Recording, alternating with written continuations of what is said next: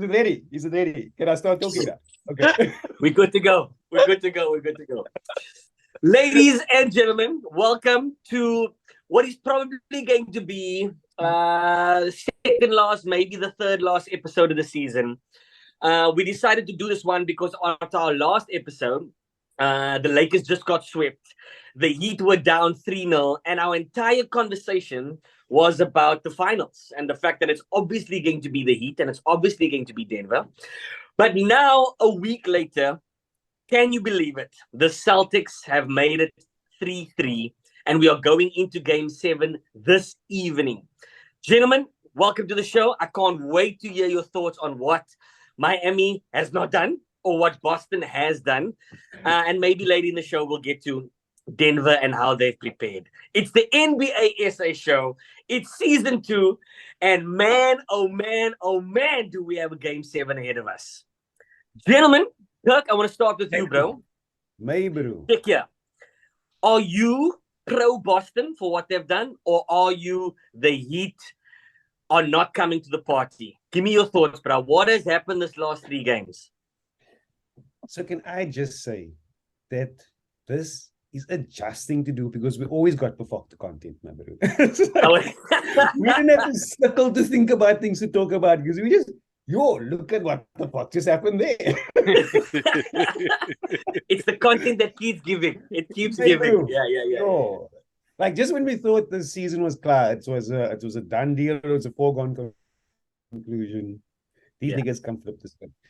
But I always say it, and I always say it, and I always say it. Whenever people humiliate NBA players in public for the world to see, those brassa, they have levels, bruh. They are the best players in the world for a reason. And if you're going to talk cock about me in front of everybody, I'm going to show you now. Oh, now I'm going to show you. Away. That was the last good thing Jimmy did.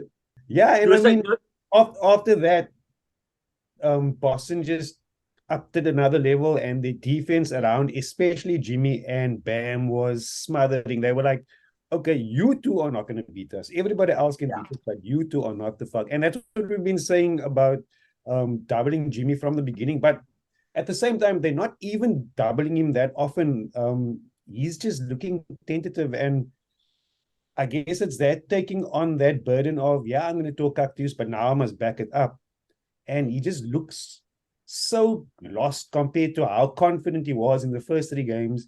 He was in total control. He could choose what he wanted to do. Now he's driving the lane. He's coming one-on-one with Derek White, and he's putting out of a drive. He's doing such, but Derek White did block him that one. Yeah. Also. So, I mean, it's a combination of Boston coming out saying we're not going to get swept, and Jimmy and Bam just not being able to close it out. I always talk about that step into greatness, but I mean, they've made the finals before, but it was a bubble final, so things are a bit different. So I don't know what it is. I don't know what it is that caused them to falter. I guess Boston is just a better team, and when they're playing well and all the entire unit is playing well, they should beat Miami. But again, in the playoffs, we know that a one-man team can do amazing things. Yeah. Hashtag 2016. Tell me, what's your thoughts, bro? What did you see happen this last 3 games? Because literally, all 3 of us agreed that it's done. It's fucking done. Done. History has told us that we are not going to experience this game 7. Well, I mean, maybe 3-0 down we've gone before. But give me your thoughts. Tell me, what happened, bro? So look, I mostly agree with what Kirk said there, especially that last part. Before the series started, at least Kirk and I said, look, Boston's just hands down a better team, right? And so when the better team is focused and they get their shit together, then it doesn't matter what the other team is going to do. Play your best, man. If both teams play their best, Boston will win, right? It just so happened that actually, I suppose those first 3 games was a show of a large part of what happened the whole year. Right? Every time Boston loses focus and they lose their own way and they sloppy with the ball, or they know they're a great defensive team, so they stop playing defense for a while, right? And they just came up against a team which was super focused and really well coached, and they punched him in the face, right? And maybe humiliated him along the way and got him to refocus. And when they refocused, they were the Celtics were the better team again. And so I think that's most of the story. I think the other part of the story is, and this is what we've said previously, is the Heat are a little bit of a one-man team, and they don't have many creators. And Jimmy's looked tired, right? It's hard to carry it. It's hard to carry a team, and they now are 3 series in, right? And he's had to carry them since the play in, and and maybe it's tentative, maybe it's some confidence stuff, but like it doesn't look like he had the legs per se. Now you have one more game. I'm sure he could. I'm sure he could figure it out for one more game, right? If there was a story in 20 years' time that said, well, actually the dude went to go and get some roids, and right before the last game to make sure that he was ready, I mean, I'd believe it. Yeah. But the story is Boston's a better team. They eventually got their shit together, right? Even if they win Game 7, who knows when they'll like all fall apart again at the next point. Anybody who says that they could absolutely call it for this Game 7, I think would be lying. We'd all have our theories, but in terms of what just happened over the last 6 games, I think that was it. I think Boston was sloppy. I think they were overconfident. I think Miami was prepared and punched him in the face. I think Jimmy got tired. I think Boston eventually pulled themselves together, right, and they won the last 3 games. And we're at this historic moment, right? They're about to do potentially what nobody else has done before. And if they do it, guys, if they win 7, despite me being right a resident Boston hater, do you know what I'm gonna say? I'm gonna say Fuck the number. Boston. No, I'm gonna say the number 1 team in the West got the finals. The number 2 team to the East got the finals, and the regular season motherfucker matters. That is what I'm gonna say. I always And win. and I if they always don't, win. and if they don't, I'm gonna sit on Hater Island.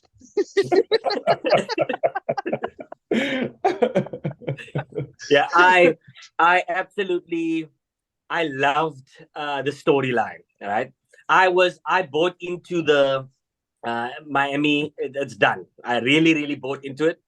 But the inner sports lover in me kept saying, like, I mean, you guys know I chose Boston to win the series, but the inner basketball fan in me was like, just win Game 4, you know. But in saying just win Game 4, I'm like, yeah, they're gonna get clapped in Game 5. But now we get to Game 5, I'm like, listen, you know, just maybe if you win Game 5, then you stand a chance of coming home for Game 6, you know. But even in the back of your mind, you're like, fuck, he's gonna break our hearts in Boston. And then I honestly, I could never have called that we even going to Game 7. I could never have called it. Boston. If we go back to Game 3, like that Boston team were clear. At the end of the third quarter, it was clear. It looked like the whole season is done. It looked like my words were, he took the heart out of the city. You know, like it's unbelievable already what they've done. So now we move on to Game 7, fellas. Kirk, I'm gonna start with you again. Okay, so you got a Boston team who's on form. I don't really know how true that was because we won it in 0.1 seconds. You got a Miami team that arguably will feel that they at least one of this last 3 they should have won. Right, they had a chance to win it. Where's your head at, KD, for Game 7 specifically? Do you see a repeat of last year where the better team comes out? Do you see Miami trying to avoid this forever being the team that lost 3-0 down? You know what I mean? Nobody talks about Golden State winning 73 games and losing 9. They only talk about LeBron winning that season. Where's your head at, bro? And what do you see happening tonight? Okay, so not everybody talks about LeBron winning that series. But anyway. Of course, everybody talks about LeBron winning that series. It's LeBron and Dellavedova. That's all we talk about.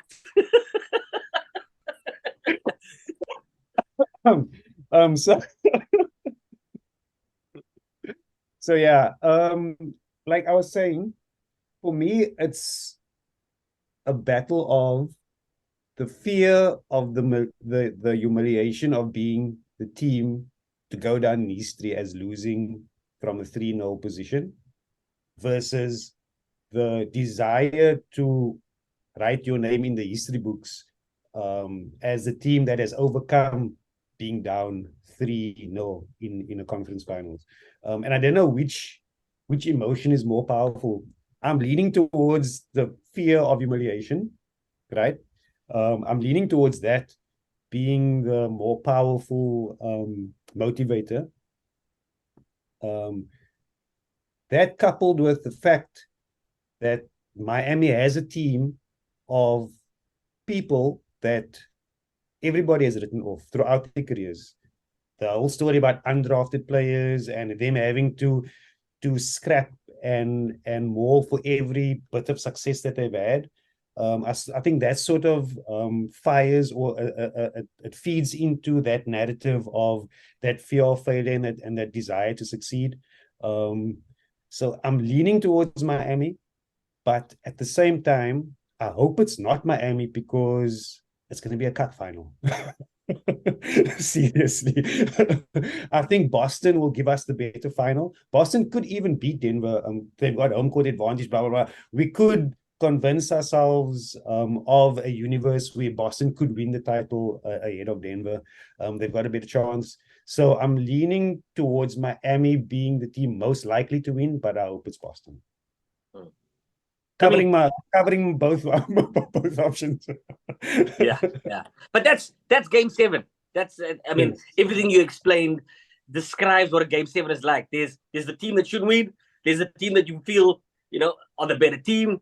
So many things, man. To me, Game 7 tonight, bro. What do you see go down? So I agree with everything that Kirk said there. I think the team that makes more sense is the better team, right? And they happen to be playing at home, right? And they've got all the momentum, right? And so you think that would make the most sense, and right, it would prove the regular season mathing, right? And it would be the better final. So I agree with Kirk and all that. The team that should win, right? Probably the Celtics, right? But I can't help. But still want the Heat to win. Yeah. My inner hater here, and I don't even know where that comes from. It's strong. Them and the Lakers. Even when I like the team. Yeah. And interestingly, I've gained a lot of respect specifically for Tatum and many of the role players involved in that Boston team. And the player that was my favorite in Brown, actually, I've been so underwhelmed by everything that he's done, not only in the series but also in the playoffs and actually in the back end of the season. It's been meh. I have been underwhelmed by the inconsistency. They could also win this game and get swept in the next, or they could win everything. Like they are such a strange team. It must be a roller coaster being an actual fan of that organization. Yeah. The one thing is, I don't know if I believe if the Celtics go down, I don't think that they're coming back. I think if they get punched in the mouth in a Game 7, right, I think that they've got real issues. Right? I think that they're the classic play from the front sort of organization and team. I think if Miami goes down 20, right, in the second quarter, I wouldn't write them off. If they're down 10 in the fourth quarter, I wouldn't write them off. Yeah? I think Celtics, if they down 10 in the fourth, they're done. They're klar. That's it. And maybe that's something to watch for. I'm very surprised if they could galvanize themselves to come together, and that they won't have infighting just tear them apart. And individual players doing their own thing instead of coming together with some sort of cohesive approach. Yeah. So I absolutely did not answer your question at all. But you did. Typical pass, like a typical pass. Exactly.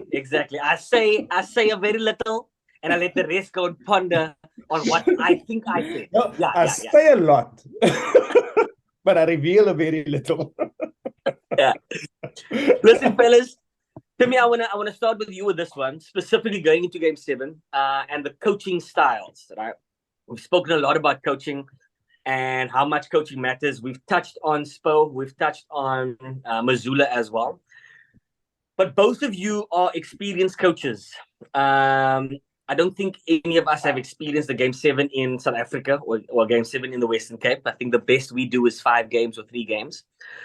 But I want to talk about the energy it would take coaching this specific game. So I want you to put your SPO hat on. I want you to put your Missoula hat on as well.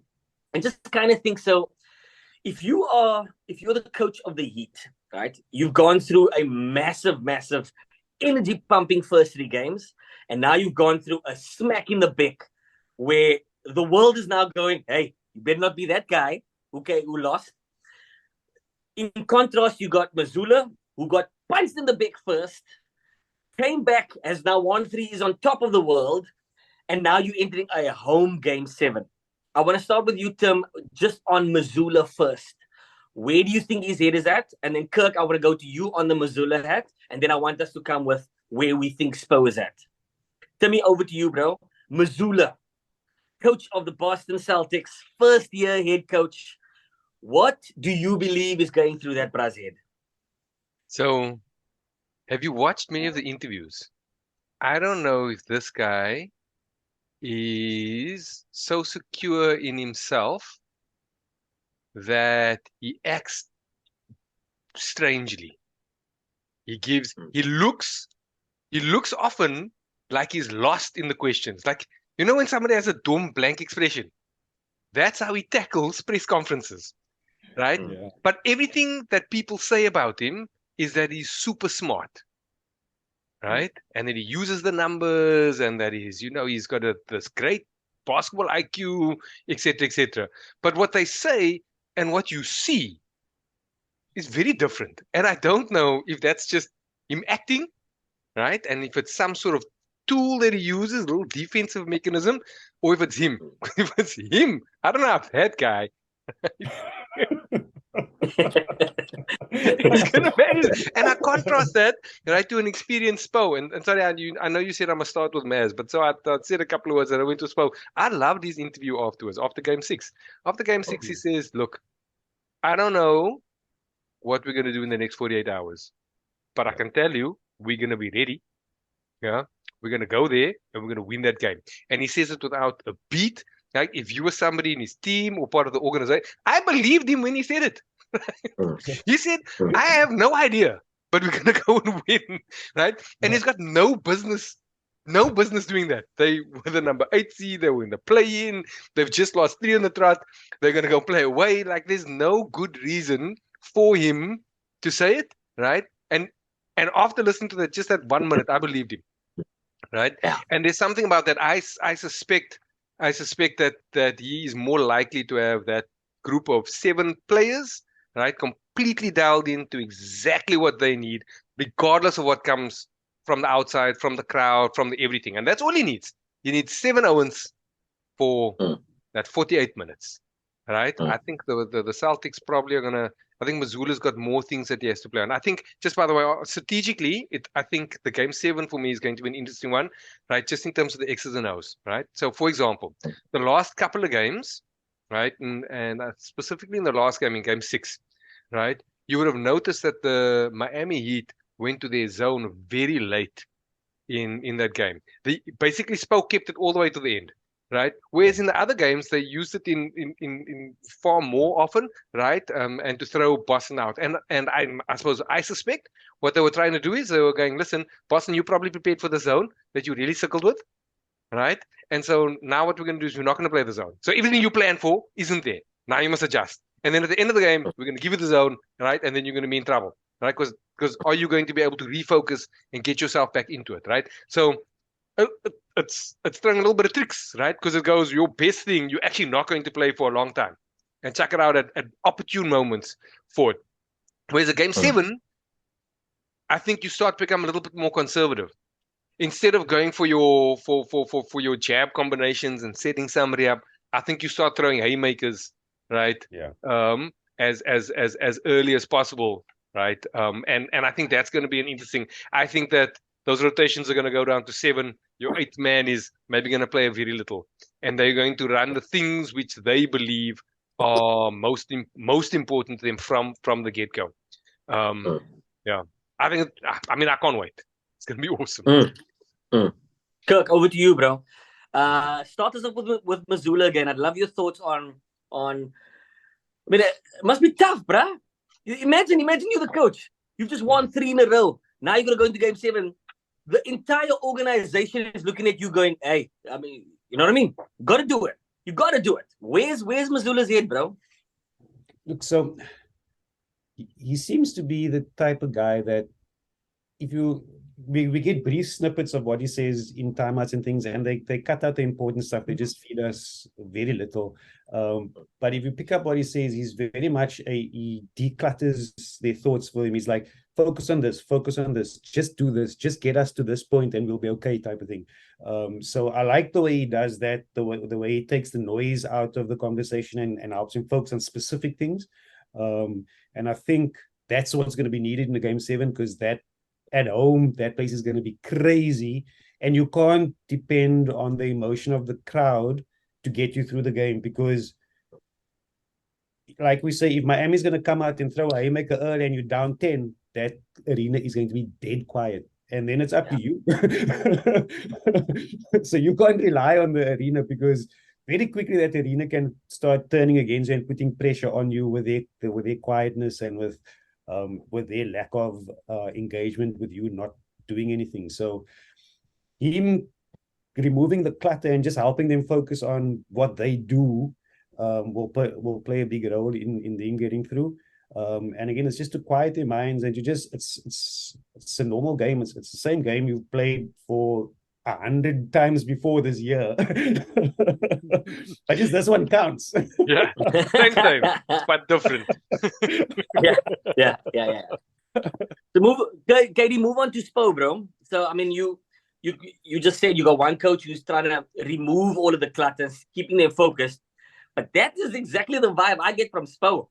It's forget the clutter. For Spo, I'm going to Jimmy and to Bam and saying, okay, you had your 3-game break. Now it's time to stick it. Like, I understand you've been trying to get your team involved. I mean, you've been deferring, but we need to follow your lead, bro. As Jimmy Buckets, we need to follow your lead. And if you're confident and we believe that you can do it, we'll follow you. That's my message to Jimmy. And Bam, I don't know what the fuck happened to Bam. So they have been collapsing hard on that zone and crowding out. But Bam has been missing gimmies, like simple finger roll layups, bobbling out, and I don't know what it is. But if he needs to find his flow. So lead with those two, and your role players will support you, because I mean the role players for Miami have been fantastic. I see you. Various of them have contributed at various points and have been able to keep Miami afloat through all of those games. So with the supporting us haven't dropped off. It's the stars that have dropped off, and that's a big part of what Miami have been. I mean Boston have been focusing on, but now it's time. It's time now. Yeah, and this is the game. One game, do or die. We lead you. We will follow your lead. Just be Jimmy. Yeah. Tim, you want to say? Yeah, I'm glad Kirk mentioned that. So Kirk asked, well, so what happened to Bam? The reality is that Jimmy happened to Bam. Bam has never been a great individual offense creator. That's not what he does. He's gonna be your Draymond Green triple double kind of guy, right? Who's just a little bit bigger and longer and more athletic, right? He works from that high post area. He is best of secondary movements. So Jimmy sucks in the defense, then Bam gets into the cracks. But if the defense is set and you give the ball to Bam, right? He doesn't have that skill set, right? All of a sudden. And so he's missing things at the hoop, but that's because he had to bounce the ball 4 times and then a spin move and beat 2 guys. That's just not his game. I like the fact that he was aggressive enough. So he noticed when Jimmy stopped being aggressive, and so then he sort of dialed it up. But like, you haven't dialed that up for 82 games. What makes you think that dialing that up now, like, if that's not your thing? But the second Jimmy starts creating the defense, moving 1 or 2 guys, having to double, even if they're half double, Then all of a sudden, Bam coming from the high post, either getting the ball and creating that little handoff, or getting the ball and jumping into that space. Everything changes, and then your role players get even more open, and then you have your Robinsons and your Struces and getting the wide open shots. And Gabe Vincent not having to go one-on-one against his man. He's going one-on-one against like half a defender because they're coming over to help instead. Right? Then those guys can get chippy with it. Interesting. So let's move on. Oh, Kirk, you want to finish? Yeah. So, like as players, you got your primary moves, and you got counter moves and counter moves and counter moves, right? So, like, for me, I know as a player, I shoot. If I make my shots, then the defense is in trouble, because now they have to step up on me, because if you don't, I'm going to make my shot, right? So the minute they start stepping up, I can drive past them. I can make alternative defenders come at me, put other people in space. The fact that my shot creates the rest of my game, that is how I create my offense, right? So what happens with Jimmy is he's been playoff Jimmy for 3 rounds. And they've been reacting to that because they know, okay, Jimmy's going to hurt us. If we don't stop him, he's going to hurt us. But what's happened was they've stopped respecting playoff Jimmy. But he's still playing the role of, I'm drawing them so I can kick to others, but he's not drawing them at the moment. They're actually playing one-on-one coverage on him, and they're doing things, and they're saying, okay, let's see what you got first, and we'll flare out on the others. And it's hurting his offense. What he needs to do is he needs to make them fear him again by going strong. And then they'll be like, oh shit, we playoff Jimmy's back. Let us focus on this, and then that will open up the rest of the game. And currently, he's relying on them thinking he's playoff Jimmy, which he's not at the moment. And that's the way I see it as an individual player. That's how I see it. Yeah. Tommy? I agree with that. In the playoff Jimmy, again, he needs to get to the line, but without flopping. Yeah. So the last 3 games, he's been putting them under pressure, and then he looks like he takes a shot that is not really looking to score, but he's looking to draw the foul. And then you're allowing the refs to make that call, right? He must go and score. And when he goes to score, they'll foul him. Yeah. But at the moment he was playing to get to the line, and then the refs will fill the NBA narrative. Yeah. Don't put them in a position to do that, right? Just beat your dude. Beat your dude, and you'll get to the line. If he gets to the line, then real shit. Well, the Celtics are in real shit. Yeah. Because that's been the constant, is when Jimmy is forceful and attacks hard, he gets to the line a lot, everyone under pressure, and everything filters through from there. All of a sudden, Jimmy's gone to the line 9 times. They up by 5 points, and bang, bang, bang. There's 3 3-pointers, one from Robinson, one from someone. You're like, how the hell did this become a 15-point game? That's what I saw in the first 3 games. And exactly like you guys said, when he started to want to get everybody hot first, not be as aggressive, it gave, I guess, Boston some confidence. All right, fellas, so it's game 7 tonight in the Eastern Conference, but we have this really prepared team in the West, who we all believe are the better team, even compared to the Heat and Boston. If you were to choose, if you are the Denver Nuggets, and you as Denver get to choose who you're going to play against, well, obviously you're going to choose who you think you would beat. But I want more of the why, fellas. I want you to tell me why you believe Denver would choose and tell me because they are better here, they are not better here, they would provide us a better option here, etc., etc. Timmy, let's start with you, bro. Denver Nuggets, who would they choose and why? I'm glad you chose me first, because otherwise I just would have said I agree with Kirk, because Kirk actually said all the reasons earlier. One, you want to play against Miami because you have home court advantage. If Boston wins, then actually Boston has home court advantage, right? And don't underestimate that altitude. It really is a thing, right? So one, you want to play against Miami because of that. 2, you want to play against Miami because they're smaller. They've got Bam and then nobody, right? Cody Zeller doesn't count.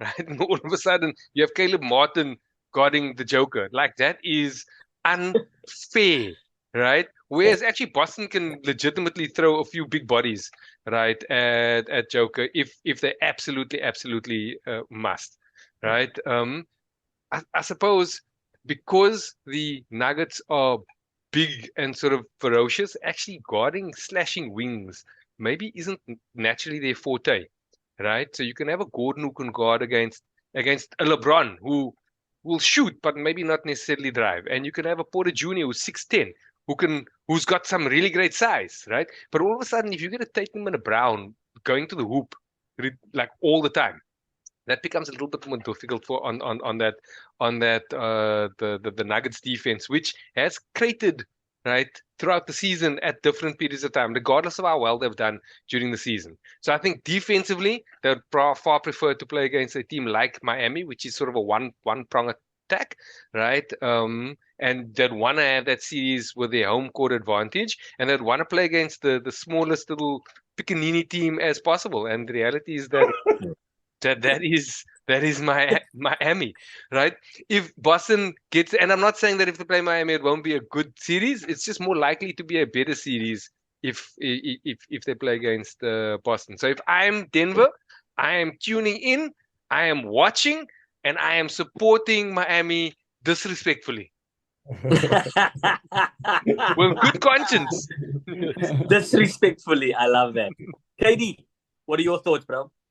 Just logistically, if you think about it, if Boston wins tonight, Denver have to book tickets and be on a plane tomorrow morning to be in Boston to maximize their prep time before game one. If Miami wins, I'm chilling. I'll be like, yo, I'll see you at practice on Thursday.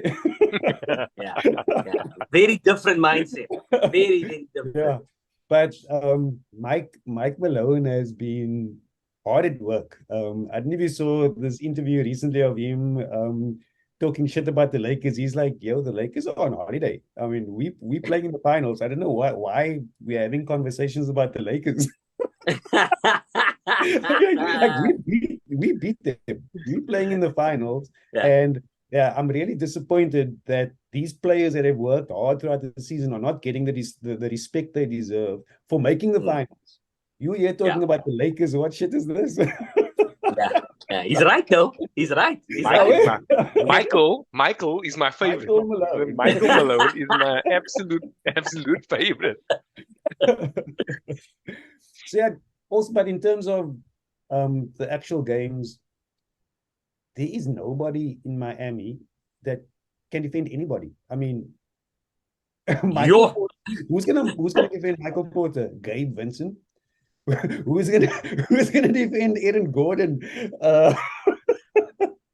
Caleb Martin. And at the point guard slot, I mean, Mari's a 6'4" point guard. Like at every position, Miami is undersized. It's going to be such a tough matchup for them.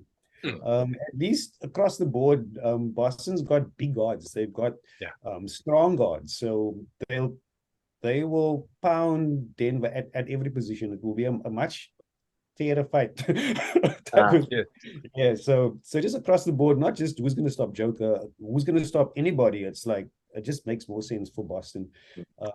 But yeah, again, Denver is going to be rooting for Miami all the way.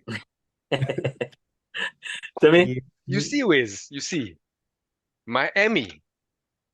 Their floor is high, but the ceiling is low. It's also low. But Boston's floor is very low, but the ceiling is high, sir.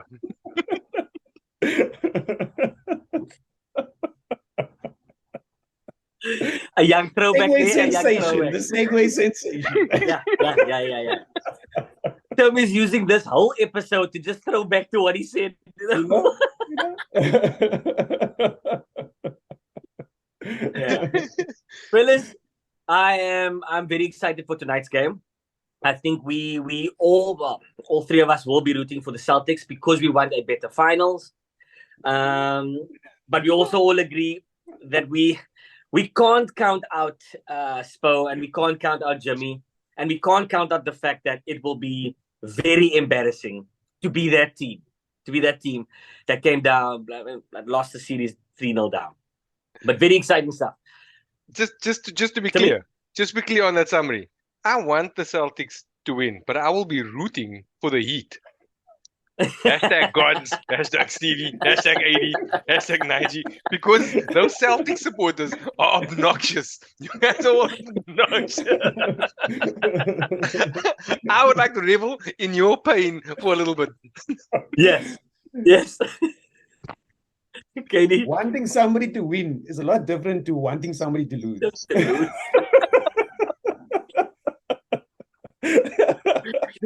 Welcome to the world of sport. Yeah. Where the feeling of wanting someone to win is the equivalent of wanting someone to lose. It's the same. It's the same thing. It's a different positive and negative. Final thoughts, boys. To me, Denver's going to the finals and they are going to play against. Pick one. The Heat. Okay. Kirk, Denver's going to the finals and they are playing against. Is this for Bira? No. Yeah, let's go. Let's go. Changes quickly. I'm being provocative. This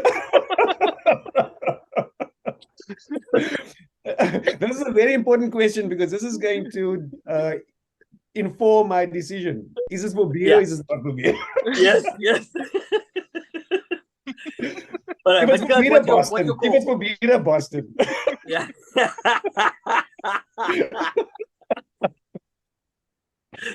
And Tim goes, if it's for beer, Boston.